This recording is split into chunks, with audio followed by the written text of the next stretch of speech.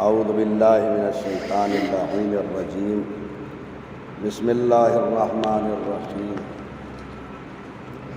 الحمد للہ رب العالمین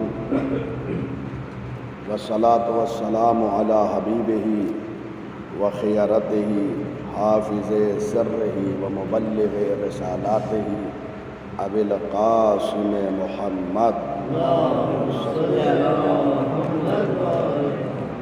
وعلی الطیبین الطاہرین المعصومین المظلومین واللعن الدائم علی اعدائہم اجمعین من الآن الی قیام یوم الدین۔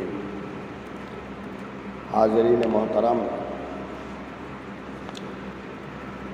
آج ہماری گفتگو کا عنوان ہے صلہ رحمی۔ یہ ایک بہت اہم موضوع ہے جس کی طرف یا توجہ نہیں ہے یا توجہ اگر ہم دے بھی رہے ہیں اس موضوع کی طرف تو صرف موضوع کی طرف توجہ دے رہے ہیں، مقام عمل میں اور پریکٹیکل میں ہم صلہ رحمی کو ادا کرنے میں بہت پیچھے ہیں۔ لہذا یہ ماہ مبارک رمضان کی برکت شامل حال انشاءاللہ ہمارے ہوگی اور ہے،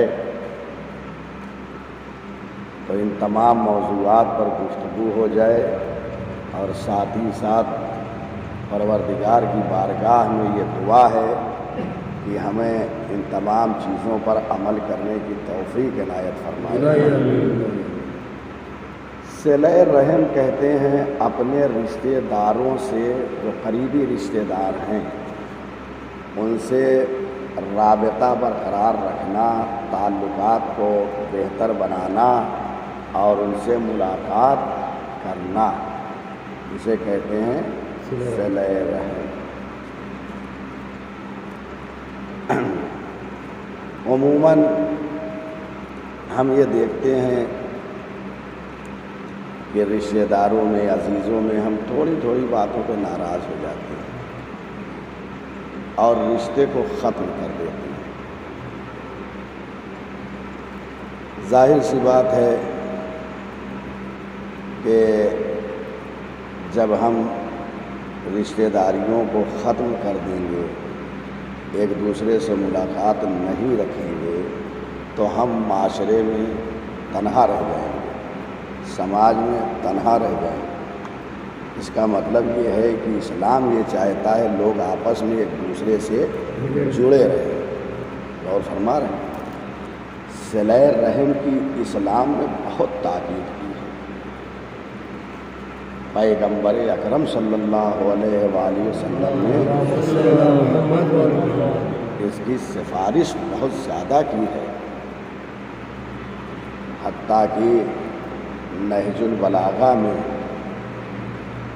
وہ وصیت نامہ امام علی علیہ السلام کا جو آخر وقت امام حسن اور امام حسین علیہ السلام سے وصیت فرمائی ہے، اس میں امام نے کہا ہے علیکم بالتواصل والتباسل، تم پر لازم ہے ایک دوسرے سے صلہ رحم کرو، ایک دوسرے سے تعلقات رکھو، والتبادل، اور صرف تعلقات ہی نہ رکھو بلکہ ایک دوسرے کو عطا بھی کرو، بخشش کرو۔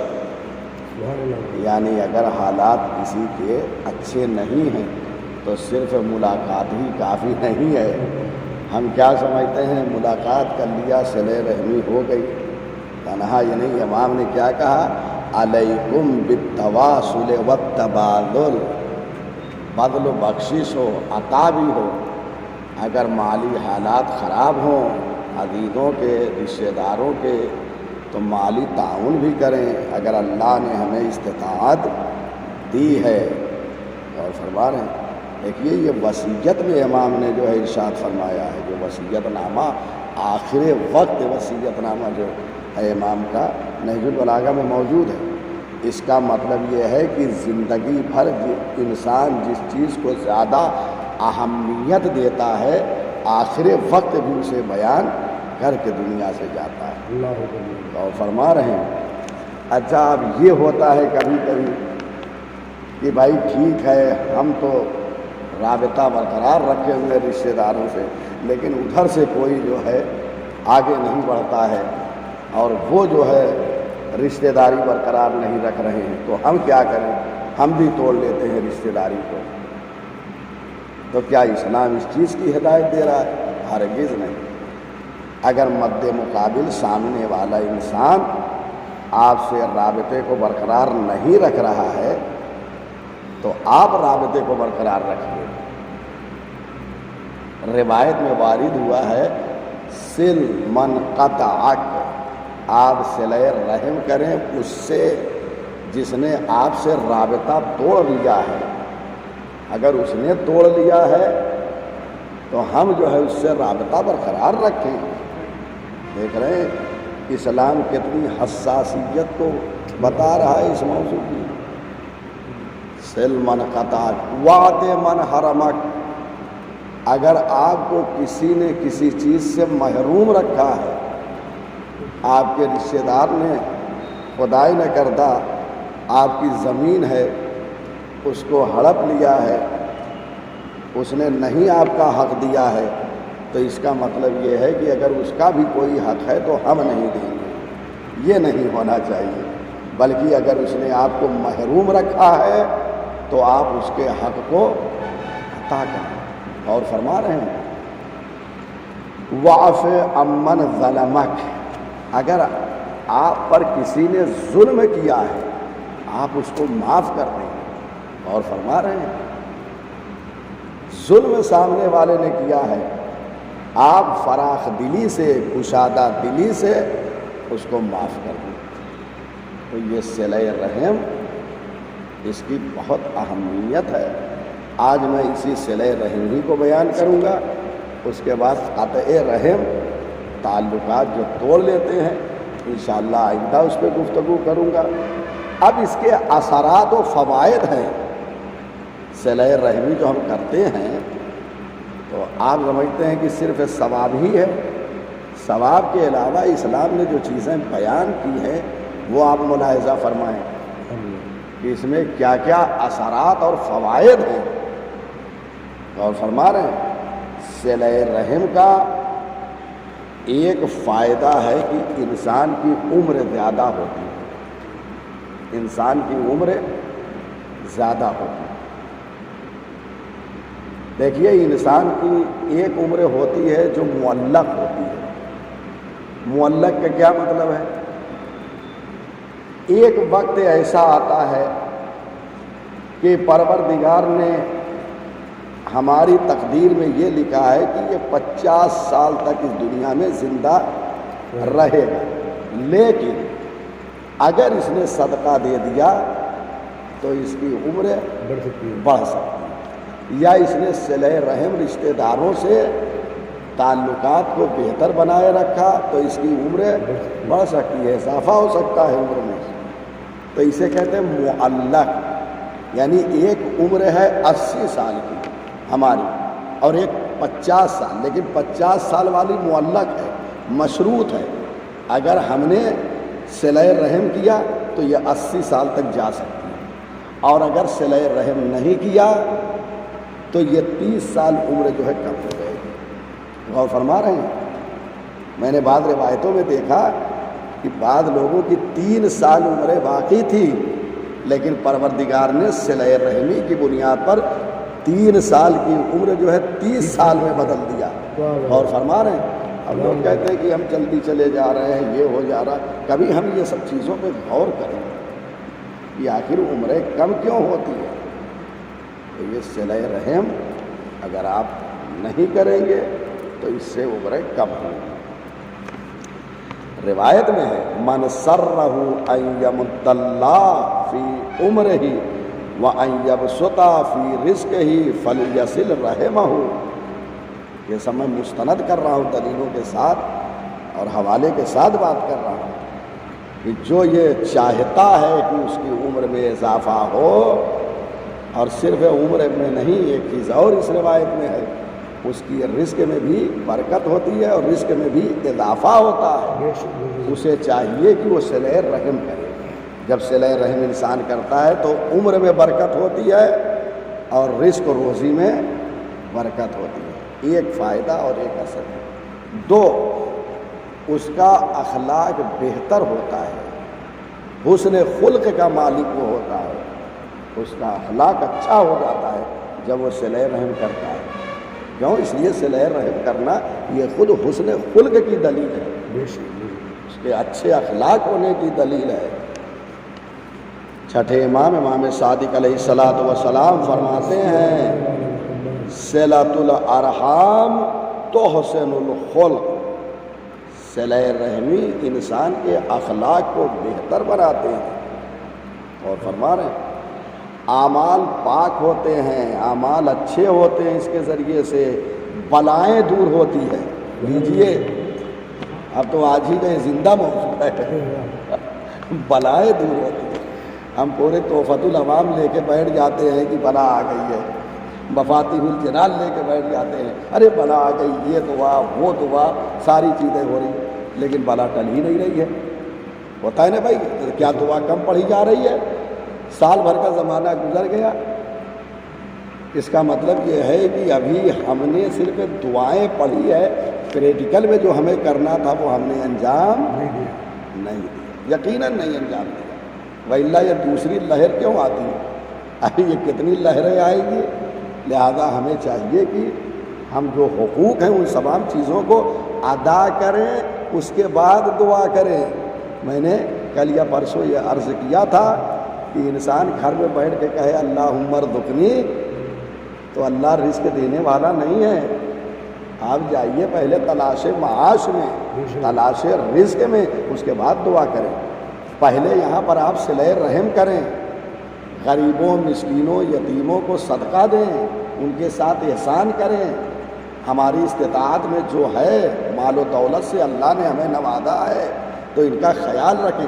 جب یہ سب چیزیں آپ کر کے آئیں گے اور بارگاہ رب العزت میں دعا کریں گے تو اب دعا مستجاب ہوگی۔ اور فرما رہے ہیں ہم یہ سب چیزیں انجام نہیں دے رہے، صرف آ کے پوری دعا کی کتاب لے کے بیٹھے ہوئے ہیں، تو یہ دعا قبول نہیں ہونے والی ہے۔ تو بلائیں دور ہوتی ہیں، اعمال اچھے ہوتے ہیں۔ صلۃ الارحام تزکی الاعمال وتدفع البلوى، صلہ رحم سے اعمال پاکیزہ ہوتے ہیں اور بلائیں دور ہوتی ہیں۔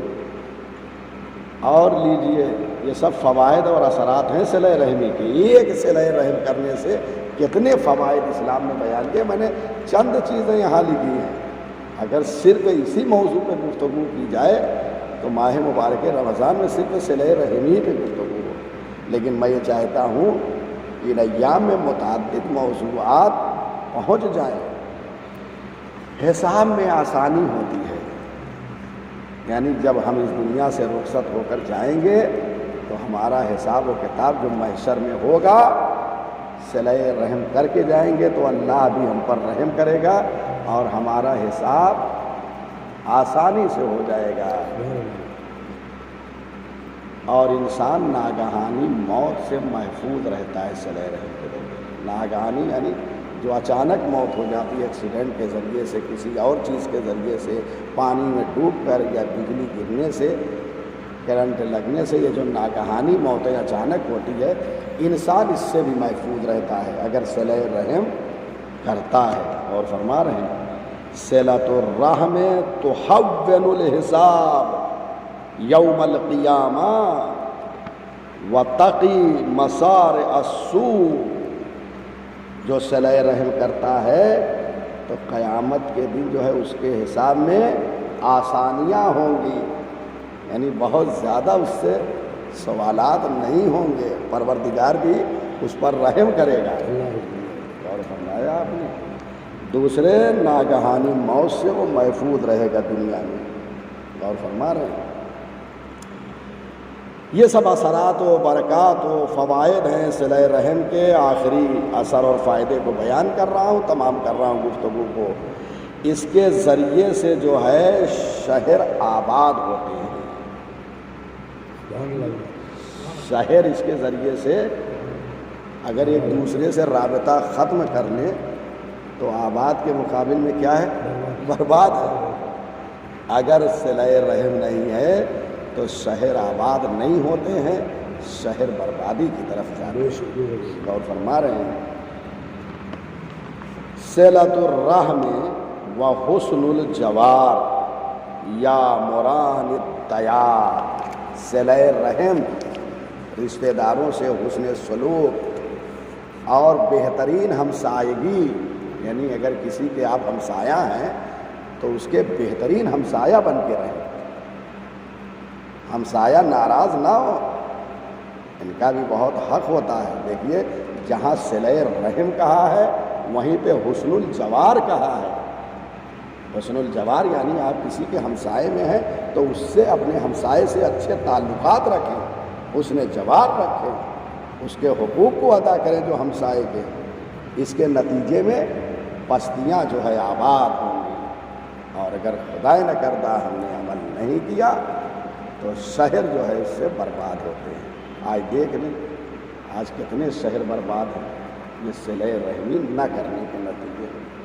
بارگاہ رب العزت میں دعا ہے کہ پروردگارہ اس مہینے میں خصوصی طور پر صلہ رحم کی توفیق عنایت فرما اور ہمیں قطع رحمی سے محفوظ رکھ. پروردگارہ تجھے واسطہ ہے محمد وآل محمد کی عظمت کا.